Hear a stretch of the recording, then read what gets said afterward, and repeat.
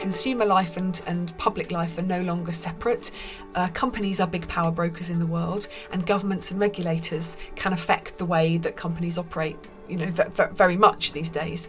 So think about how you want to appear to people, what you're actually doing for people, and how you're managing those quite broad differences of opinion among people about what the world should be like.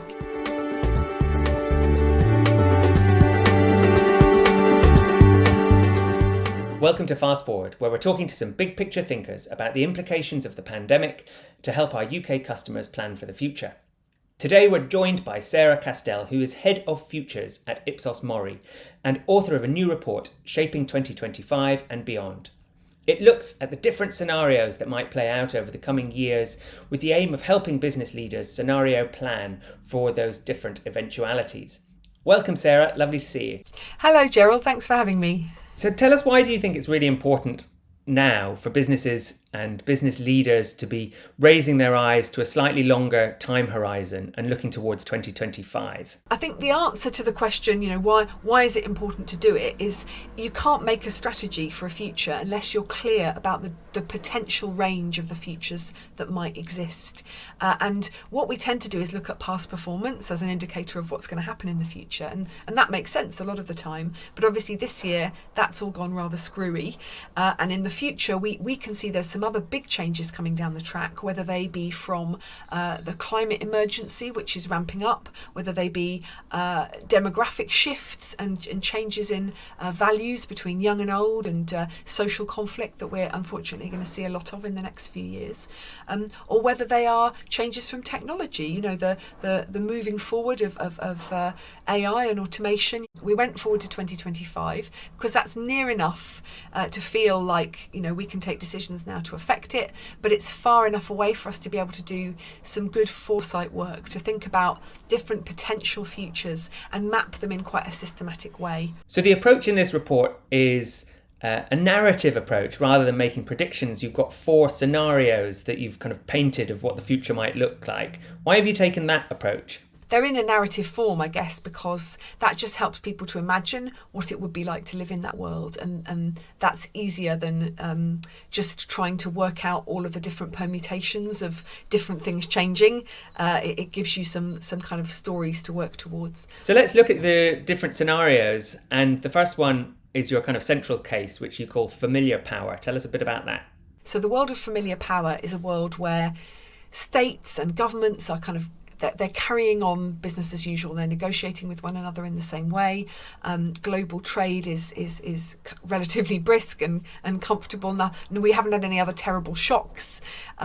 And we are not really addressing perhaps some of the problems that we knew that were coming down the track from even before the pandemic. And so I guess if you're a company or a brand living in this world, if this is the world that happens, you're probably thinking, how do we build on all of the things that we learned through the pandemic? How do we build on the fact that everyone got used to very hyper-personalised services, things delivered to them in home, that they got used to this hybrid way of working and living where we were a bit more in our local areas but also connected by the internet? What opportunities are there to include, back to retail, back to real life experiences, but include some of those new innovations that have happened through the pandemic? So that's your kind of central case, and it sounds very plausible, but you've got 3 alternative realities that are also really interesting to look at.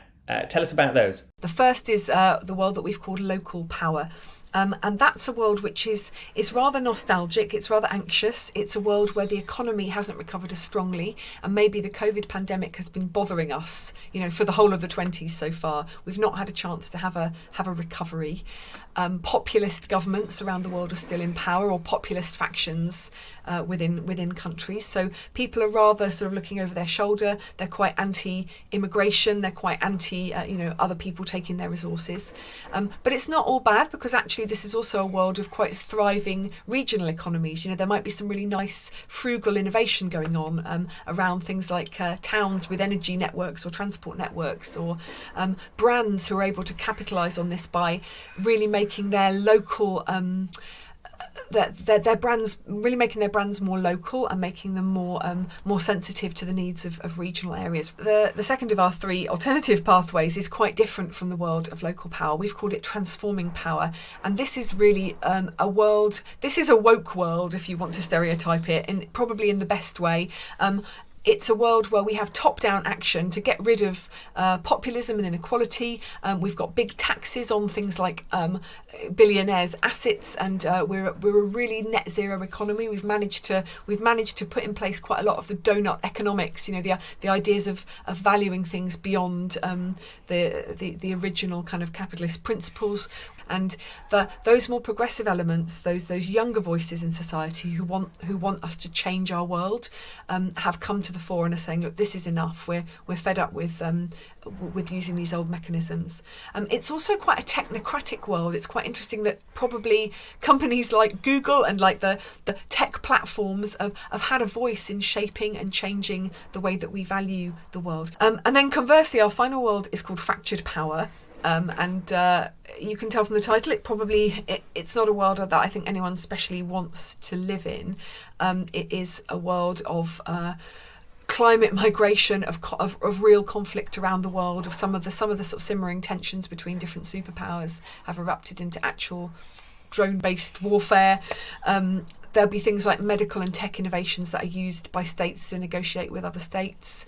Probably COVID or other illnesses might still be around. There'll be some real problems across the world with how we do our agriculture, and our supply chains will probably break. So it's a little bit more of a collapsed world, but on the other hand, it's also the world that's really got those green shoots of new ways of doing things as well. People might want more skills. If you're a brand in this world, you might need to be skilling up people of things like, how do you grow your own vegetables in your own garden, and how do you program your own computer to make your own automatic watering system? So it's not just to kind of go back to the land world. It's a world of giving people skills and techniques to move on and to manage in this difficult situation. I mean, these are fascinating visions of the future, and they talk to power and the economy, and they're very kind of global in their outlook.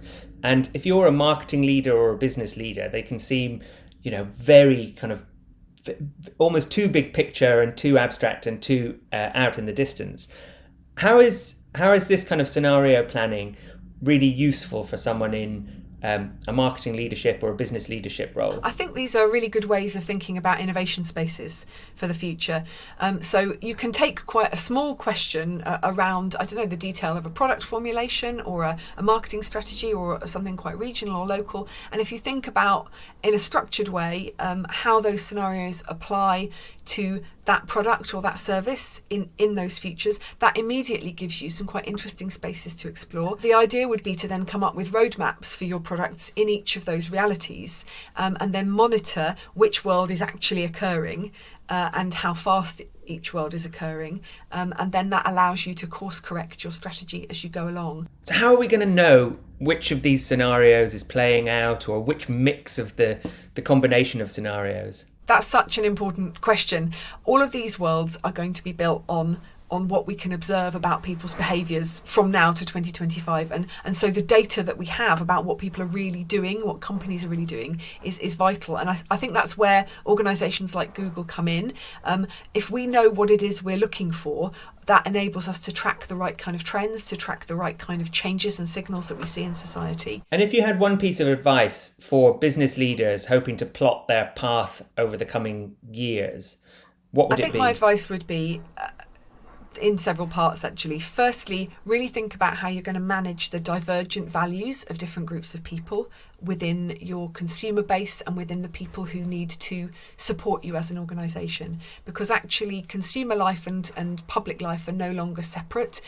Companies are big power brokers in the world, and governments and regulators can affect the way that companies operate, very much these days. So think about how you want to appear to people, what you're actually doing for people, and how you're managing those quite broad differences of opinion among people about what the world should be like, in your actions.